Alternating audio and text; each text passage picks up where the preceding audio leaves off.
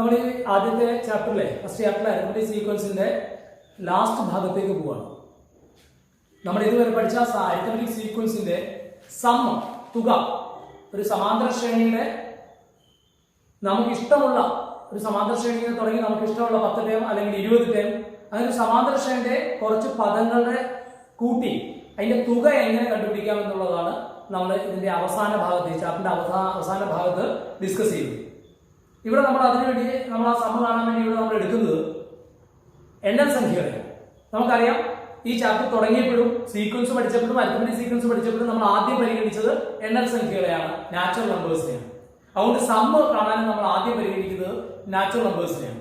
എങ്ങനെയാണ് നാച്ചുറൽ നമ്പേഴ്സിന്റെ സമ്മ വളരെ ഈസി ആയിട്ട് കാൽക്കുലേറ്റ് ചെയ്യാം, ഈസി ആയിട്ട് എങ്ങനെയാ തുക കണ്ടുപിടിക്കാം എന്നുള്ളത് നമുക്ക് നോക്കാം.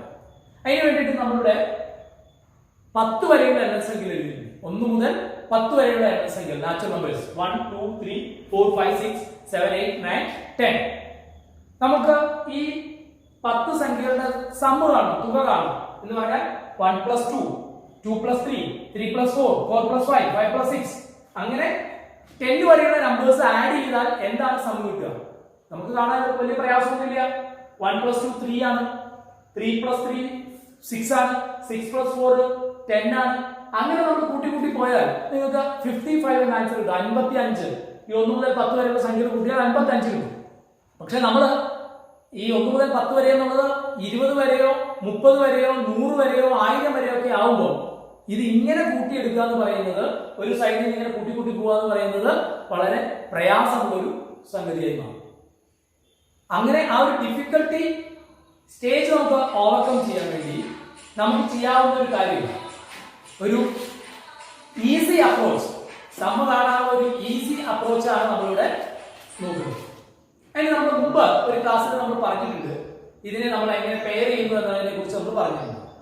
മുമ്പ് ഒരു ക്ലാസ്സിൽ നമ്മൾ പെയറിംഗ് പറഞ്ഞിട്ടുണ്ട്. ആ പെയറിംഗ് ജോഡിയാക്കലാണ് ഇവിടെ ചെയ്യുന്നത്. ജോഡിയാക്കിയാൽ നമുക്ക് ഇതിന്റെ തുക വേഗം കാണാം. നോക്കൂ എങ്ങനെയാ ജോഡിയാക്കുക. ഫസ്റ്റ് ടേം ആയിട്ടുള്ള 1, ലാസ്റ്റ് ടേം 10, 10 കൂടി ജോഡിയാക്കി. അതാണ് ഇവിടെ വരച്ചിരിക്കുന്നത്. 1ഉം 10ഉം കൂടി ജോഡിയാക്കി. ആ ജോഡിയുടെ സമ്മ എന്ന് പറയുന്നത്, തുക എന്ന് പറയുന്നത് 11 ആണ്. ഇനി രണ്ടാമത്തെ ടേം, സെക്കൻഡ് ടേമും പിന്നിൽ നിന്ന് രണ്ടാമത്തെ ടേം എന്ന് പറഞ്ഞാൽ ഈ സീക്വൻസിലെ 9ാമത്തെ ടേമാണ്. പിന്നിൽ നിന്ന് 2 എന്ന് പറയുന്നത് മുന്നിൽ 9ാമത്തെ ടേമാണ്. ഇത് രണ്ടും കൂടി പെയർ ആക്കി. അപ്പൊ നോക്കൂ 2ഉം 9ഉം കൂടി പെയർ ആക്കി. അപ്പൊ എത്രയാ സമ്മ? 11 ആണ്. അടുത്ത മുന്നിൽ നിന്ന് 3ാമത്തെ ടേം 3, പിന്നിൽ നിന്ന് 3ാമത്തെ ടേം എന്ന് പറഞ്ഞാൽ 8 ആണ്. കാര്യം മുന്നിൽ നിന്ന് 3ാമത്തത്, പിന്നിൽ നിന്ന് 3ാമത്തത്, മുന്നിൽ നിന്ന് വരുമ്പോൾ 8 ആണ്. 8ാമത്തെ ടേമാണ്. അപ്പൊ 3ഉം 8ഉം കൂടി പെയർ ചെയ്യും. എത്ര കിട്ടും? അപ്പോഴും നമുക്ക് 11 കിട്ടും. ഈ പ്രത്യേകത നമ്മൾ കണ്ടതാണ്. ഇനി അടുത്തത് മുന്നിൽ നിന്ന് 4ാമത്തത്, പിന്നിൽ നിന്ന് 4ാമത്തേത് കൊടുത്തു 4 + 7, അപ്പോഴും നമുക്ക് എന്ത് കിട്ടും? 11. അടുത്തത് മുന്നിൽ നിന്ന് 5ഉം പിന്നിൽ നിന്ന് 5ഉം എടുത്തു കഴിഞ്ഞാൽ 5 + 6 5 + 6 is also 11. ഈ പ്രത്യേകത നമ്മൾ മുമ്പ് ഒരു പ്രാവശ്യം കണ്ടതാണ്. ഏത് അരിത്മെറ്റിക് സീക്വൻസിനെയും മുന്നിൽ നിന്നും പിന്നിൽ നിന്നും ഒരു പ്രത്യേക ഓർഡറിൽ പെയർ ചെയ്യുമ്പോൾ ആ പേഴ്സിന്റെ സമയം എപ്പോഴും ഒരു സ്ഥിരസംഖ്യ ആയിരിക്കും, കോൺസ്റ്റന്റ് ആയിരിക്കും. ഇവിടെ അത് 11 ആണ്.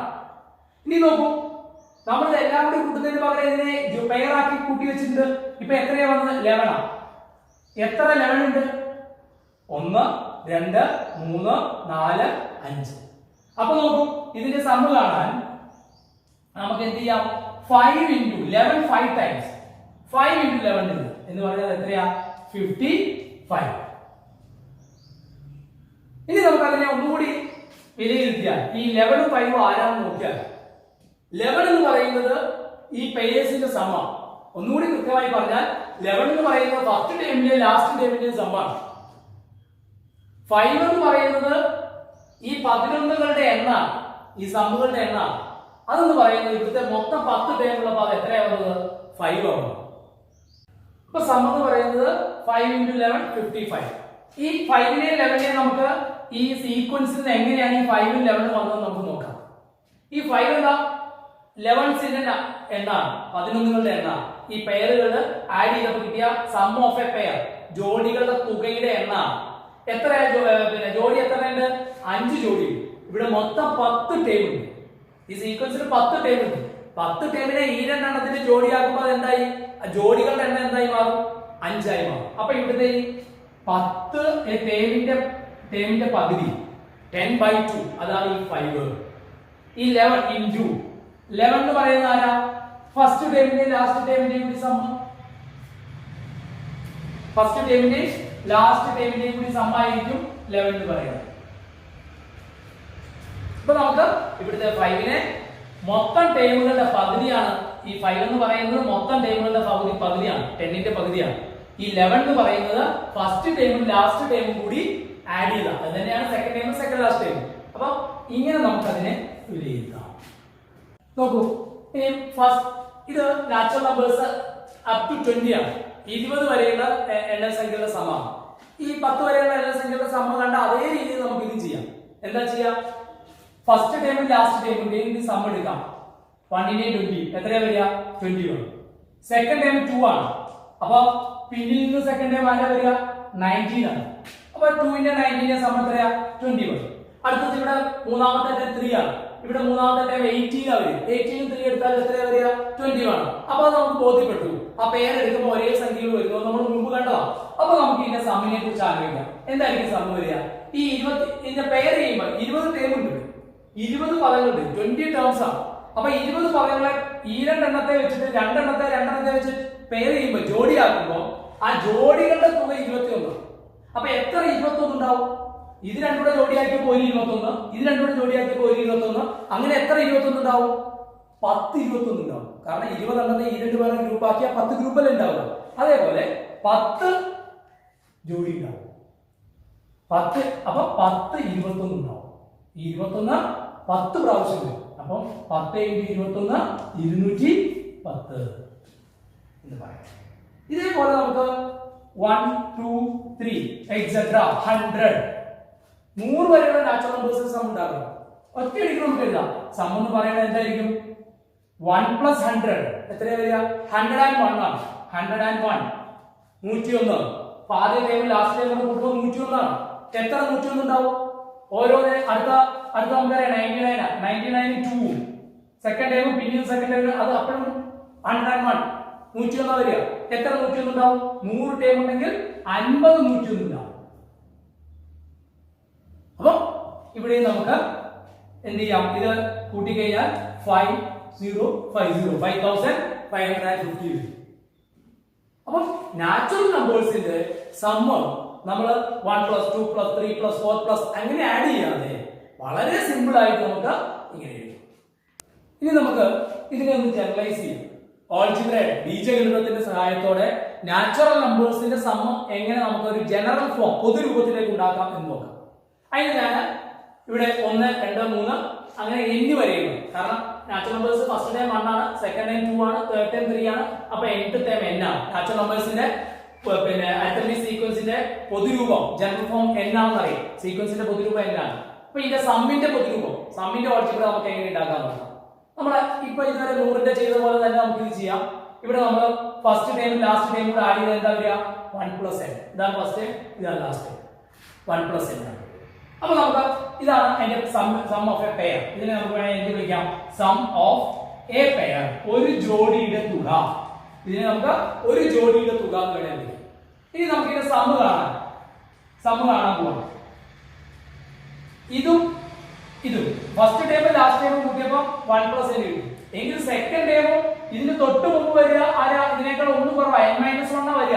കാരണം 3യേക്കാൾ തൊട്ട് മുമ്പ് 2 വരിക, 1 കുറച്ചിട്ടാ. 2നേക്കാൾ തൊട്ട് മുമ്പ് 1 ആ. അതുകൊണ്ട് n-നേക്കാൾ തൊട്ട് മുമ്പ് ആരാ വരിക? n - 1 വരുന്നത്. ഇനി നോക്കാം എന്തായാലും അതും 2 n - 1 ആഡ് ചെയ്താലും നമുക്ക് കിട്ടുക ആര് തന്നെയാ?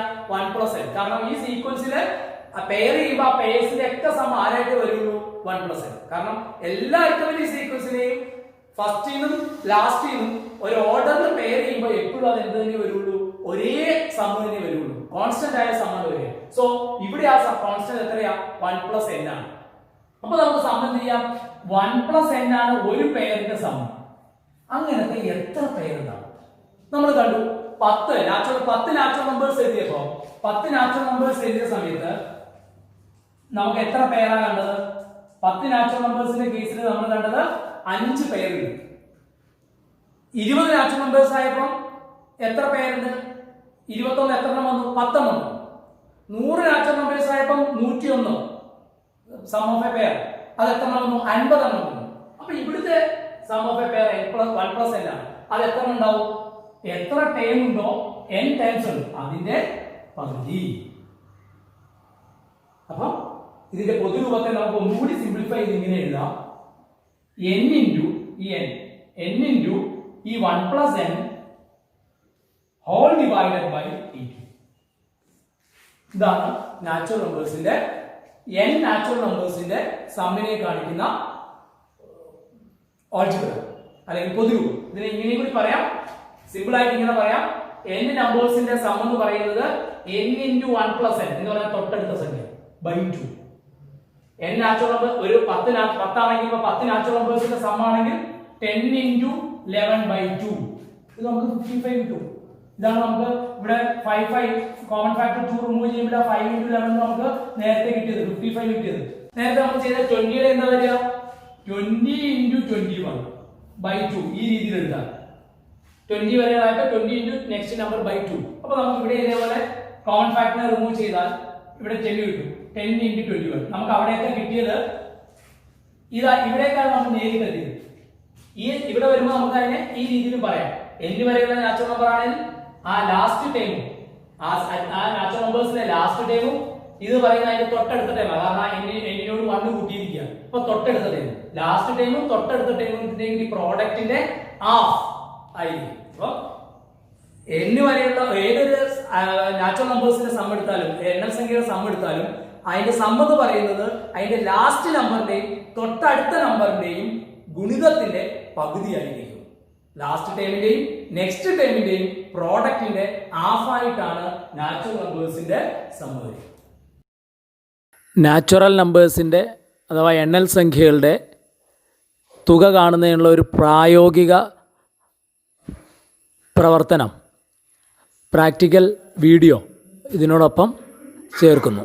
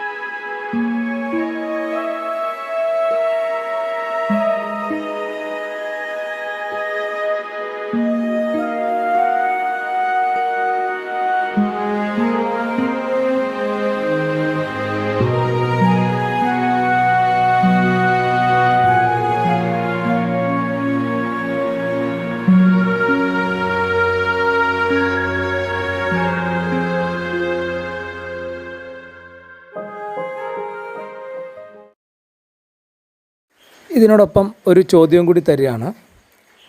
ആദ്യത്തെ 25 എണ്ണൽ സംഖ്യകളുടെ തുകയും ആദ്യത്തെ 50 എണ്ണൽ സംഖ്യകളുടെ തുകയും തമ്മിലുള്ള വ്യത്യാസം കാണുക. Calculate the difference between the സംസ് of the first 25 natural numbers and first 50 natural numbers.